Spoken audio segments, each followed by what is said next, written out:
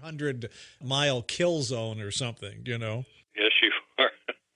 Well, you would naturally be more concerned with it. I will tell you, on the other hand, expanding your horizon, there are half a dozen dangerous supervolcanoes on the planet, and a couple, I believe, are potentially more risky than Yellowstone are right now. And yet, because our media is always focused right here on the U.S., we never hear about those other supervolcano calderas and how active they are. Which ones are you thinking of, anyway, now that you brought it up? Mount Taupo crater in New Zealand and the Mount Toba crater in Sumatra. Wow. Those are the ones that bother me most. In fact, the Mount Toba crater erupted 74,300 years ago, more or less, and almost killed off all human life that existed at that time. By causing a perpetual winter? That's correct. Volcanic winter that lasted for decades. And furthermore, right now, on the northern edge of that crater, a new volcano has begun to erupt, Mount Cinnabung. Now, imagine if a giant volcanic eruption were going on near Yellowstone, how concerned you should be. And yet we have the same thing going on the other side of the world, and no one's paying attention to it.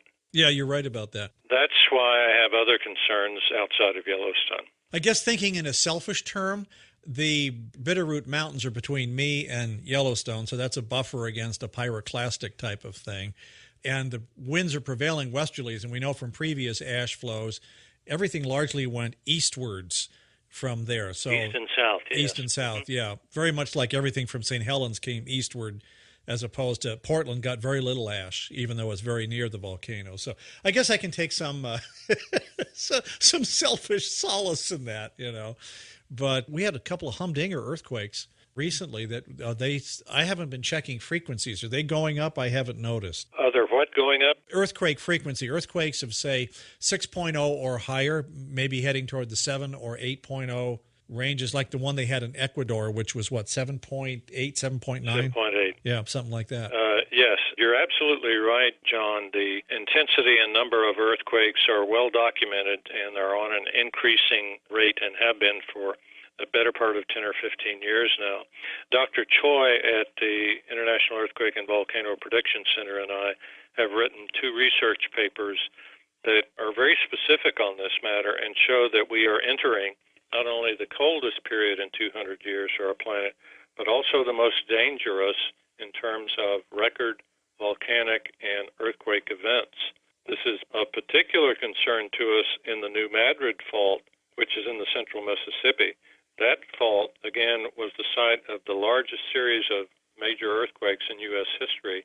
And again, during the last cold period, this was specifically in the winter of 1811, 1812, we had 3 magnitude 7 or greater and 1 possibly magnitude 8 earthquakes, which literally lifted up the Mississippi River. It flowed backwards for a period of time until it redirected and left a new lake in its place where the old path of the Mississippi was.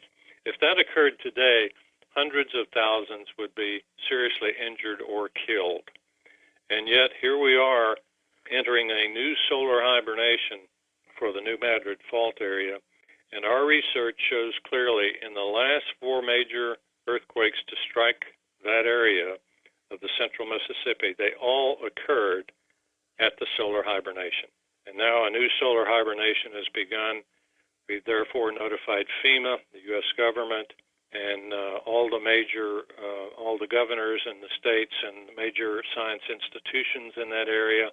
We're predicting a major catastrophic earthquake in a window that could open up in 2017 and last through 2038. You know, I read the USGS booklet on the New Madrid Fault, and they were comparing what happened then to where we are now. And there was a very sobering statement in there that said, well, first of all, you have to view that on the West Coast, where we live with earthquakes and volcanoes a lot more than everyone else, much of the construction by code for a longer period of time has been made earthquake resistant. That's not true of the older buildings up and down the Mississippi River Valley. Now, the newer ones are having to be built to higher levels of code. And what they said is if we had a New Madrid earthquake today, like we had back in the early 1800s, if the emergency facilities were still standing. That was the one that sent the shiver down my spine. Yes, good point. The people don't understand the whole infrastructure may not even be able to withstand the earthquake.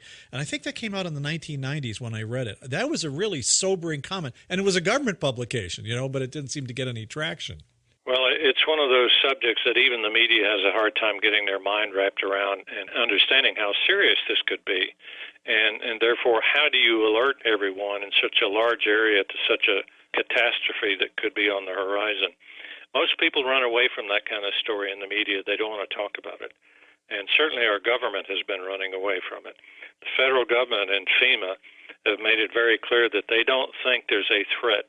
And yet we've shown them that 4 of the last solar hibernations, we've had a catastrophic earthquake in the central Mississippi.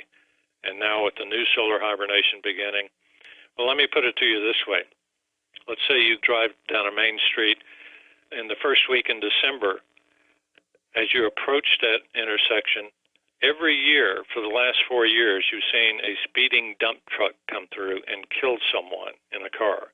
And now here you are the first week in December of year 5, and you see that same speeding dump truck approaching. Obviously, you should take that seriously and react accordingly. Unfortunately, our government is not. They're ignoring the speeding dump truck. Well, they ignored stuff going up into Katrina, too, which means they weren't ready to handle it either. Well, Katrina is the perfect example of how the federal government is simply incompetent when it comes to reacting to major disasters. What does this mean? It means that everyone will be on their own, and therefore everyone needs to take their own preparations accordingly. That's what we're always throwing here on the program. All right, John Casey is president of Veritence Corporation, which is based in Florida. It's a science consulting company. He's continuing the Global Cooling Awareness Project, which he began at his former company, and he's CEO of the International Earthquake and Volcano Prediction Center in Orlando, as well as author of Dark Winter, How the Sun's Causing a 30-Year-Old Cold Spell. Closing thought, and don't forget a website for listeners. John, the website is veritence.net, Veritence, veritence.net.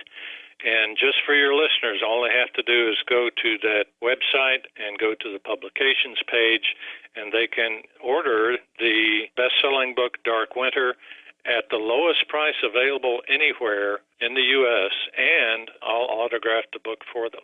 Veritence.net. And get them quickly before Yellowstone erupts or the New Madrid earthquake disappears. All right. Anyway, appreciate it, John. Okay, John. Thank you. And